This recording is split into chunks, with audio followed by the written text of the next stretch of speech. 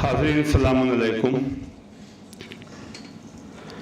Dice पे मौजूद तमाम मौजूद हज़रात, ख़ास तौर से हमारे ईरान के सफ़ीर, हमारे रहबर मुअज़्ज़म के नुमाइंदे जनाब डॉक्टर हकीम इलाही साहब, हमारे रशिया के फर्स्ट सेक्रेटरी रशियन एम्बेसी से यहाँ मौजूद हैं। उसके अलावा हमारे इराक़ एम्बेसी से भी उनके नुमाइंदे यहाँ मौजूद हैं और हमारे और मेहमान जो हैं वो अभी रास्ते में इंशाअल्लाह वो भी पहुँच रहे हैं। आज का ये जलसा इंसानियत का जिस तरीके से गला घोटा जा रहा है, इंसानियत के खिलाफ जिस तरीके से जुल्म और ज्यादती की जा रही है, जिस तरीके से बेगुनाहों का कत्ल और गारत किया जा रहा है, उसके खिलाफ सदाए एहतजाज बुलंद करने के लिए हम लोग इकट्ठा हुए हैं। देखा यह गया है कि जो सबसे ज्यादा ह्यूमन राइट्स की बातें करते थे, जो सबसे ज्यादा इंसानियत की बात करते थे, आज उनके चेहरे से नकाब उठ गई। आज वो लोग बेनकाब हो गए हैं। जिस तरीके की ज्यादती और जुल्म किया जा रहा है वो पहले देखने में नहीं आया। पिछले तकरीबन 2-3 साल से जो ये गाजा के अंदर जुल्म और ज्यादती हो रही थी, उसके बाद हमने देखा जितना भी वो खत्ता है, चाहे उसके अंदर जो है गाजा हो, चाहे उसके अंदर यमन हो, चाहे उसके अंदर जो है आपके और ममालिक हो, सबके ऊपर चारों तरफ से इजराइल वहां पर बच्चों का कत्ल कर रहा है। वहां पर जो है आम शहरियों के घरों को बाकायदा उड़ाया जा रहा है। उनको इस तरीके से जुल्म और ज्यादती की जा रही है, टारगेट किलिंग की जा रही है। और गाजा में तो पूरी तरीके से उस जगह को इस तरीके से नेस्तो नाबूद किया जा रहा है कि वहां पर कोई इंसान के रहने के लायक वो जगह ना रहे, ताकि उस जगह पर कब्जे किए जा सके। ये जुल्म और ज्यादती उनकी चली,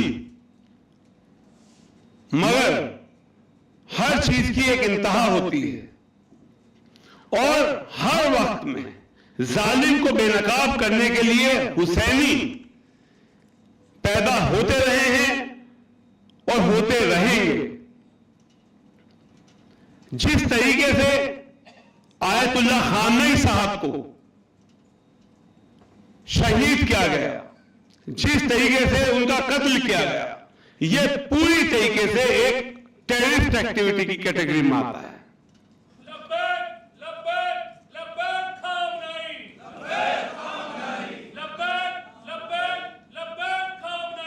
लब्बैक खामनाई। आपने देखा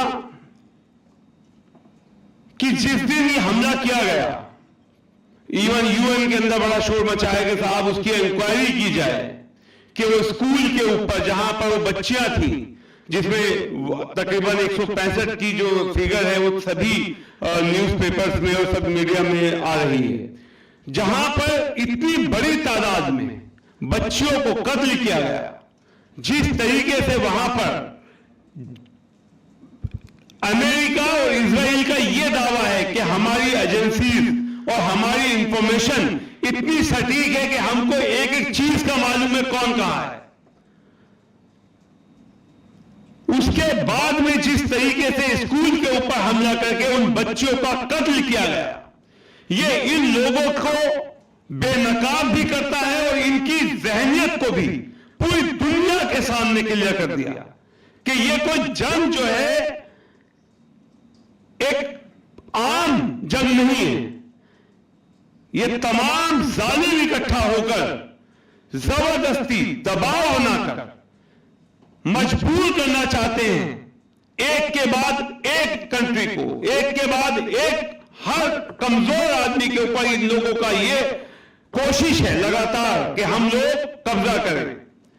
चाहे इनका जो है ये आपका गाजा का मामला हो फिलिस्तीन का, चाहे उसके बाद जो है आपका इन्होंने जिस तरीके से जो है आपके हिजबुल्लाह आयतुल्लाह रसूलुल्लाह साहब का को शहीद करने के बाद वहां पर इन्होंने ये किया, सब जगह इनका एक ही मॉडस ऑपरेंडी है।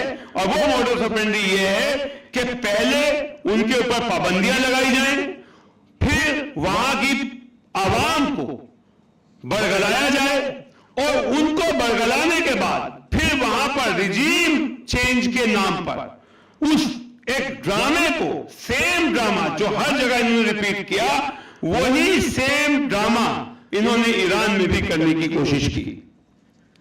मगर यहां ये एक बहुत बड़ी भूल कर बैठे, चाहे वो नेतन्याहू हो या ट्रंप हो, इन दोनों जालिमों से एक यहां गलती हो गई। और जितनी भी कंट्रीज के अंदर इन्होंने अपनी साजिश रची, वहां पर जो लोग थे वो पॉलिटिकल लीडर्स थे, पॉलिटिकल लोगों के खिलाफ साजिश रची और वहां पर ये कामयाब हुए। मगर यहां पर वो ये समझने में नाकाम रहे कि ये रहबर मौजम पूरी दुनिया के तमाम इंसाफ परस्त लोगों के दिल में राज करते हैं। और ये कोई एक आम पॉलिटिशियन नहीं है, ये एक रहबर मौजम है, आयतुल्लाह है। और हमारे तमाम दुनिया में पिछले उनकी तमाम जिंदगी का जो लोगों ने मुतालिया किया, उसमें देखा कि उन्होंने हमेशा मजलूमों की आवाज उठाई है। और वही वजह थी कि उनकी शहादत हर एक आम इंसान को झंझोड़ के रख दिया, हर जगह से आवाज उठी। कोई ऐसा जगह पूरी दुनिया में, कोई शहर ऐसा नहीं है जहां पर आयतुल्लाह खामनई साहब की शहादत के बाद सदाए एहतजाज बुलंद ना हुई हो। उनकी मौत की खबर आने के बाद बच्चे भी रोए, बुजुर्ग भी रोए, नौजवान भी रोए, हर इंसाफ पर शख्स की आंखों में आंसू थे।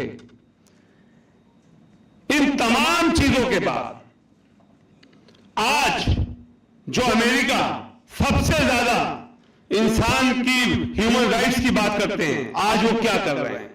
सिर्फ वो एक स्कूल नहीं था जहां पर हमला किया गया, अभी फिर कल की खबर आई है कि फिर से उन्होंने ईरान में वहां के एक बच्चों के स्कूल के ऊपर हमला किया है। जो जिनेवा कन्वेंशन है उसके अंदर ये कंडीशन थे कि आप किसी भी शहरी के घर पे हमला नहीं करेंगे, आप सिर्फ गवर्नमेंट बिल्डिंग्स पे हमला कर सकते हैं, आप वहां के जो मिलिट्री बेसिस पे कर सकते हैं। मगर इनकी लड़ाई का तरीका, इनकी कोई दुनिया का कानून ये नहीं मानते हैं। ये सबसे बड़े आतंकवादी हैं। अगर आतंकवाद कहीं से शुरू होता है तो उस जगह का नाम इजराइल है।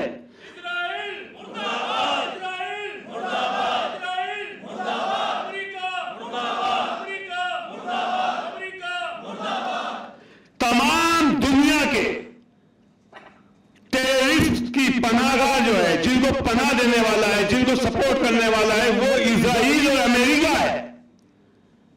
और तमाम मजलूमों की हिमायत करने वाले एक कंट्री का नाम ईरान है। चाहे वो जितने भी मुल्क हो जहां पर मजलूमों के ऊपर जुल्म हुआ, हर जगह हमेशा आयतुल्लाह खामनई साहब की सरपरस्ती में मजलूमों की हिमायत भी की गई और उनके लिए आवाज भी उठाई गई। और जहां जहां पर, चाहे वो ISIS हो, चाहे जितने भी टेररिस्ट ग्रुप हो, मैं चैलेंज से कहता हूं, तमाम दुनिया के तमाम टेररिस्ट ऑर्गेनाइजेशंस की रूट इजराइल और अमेरिका से कनेक्ट होती है। और इनका तरीकेकार हमारे नौजवानों को समझने की जरूरत है। यहां मीडिया मौजूद है। सीरिया के अंदर जिसको प्रेसिडेंट आज बनाया गया, उसी के ऊपर पहले इसी अमेरिका ने अवार्ड लिखा था कि इसके ऊपर ये टेररिस्ट नंबर 1 है, इनके ऊपर मिलियंस डॉलर्स का इनाम है जो इनको पकड़ेंगे। और उसके बाद मैंने ट्रंप का बयान खुद सुना, जब उनसे पूछा गया कि आपने तो इनके ऊपर रिवॉर्ड रखा हुआ था, आपने तो इनके ऊपर इनाम रखा था। केसी त्यागी साहब,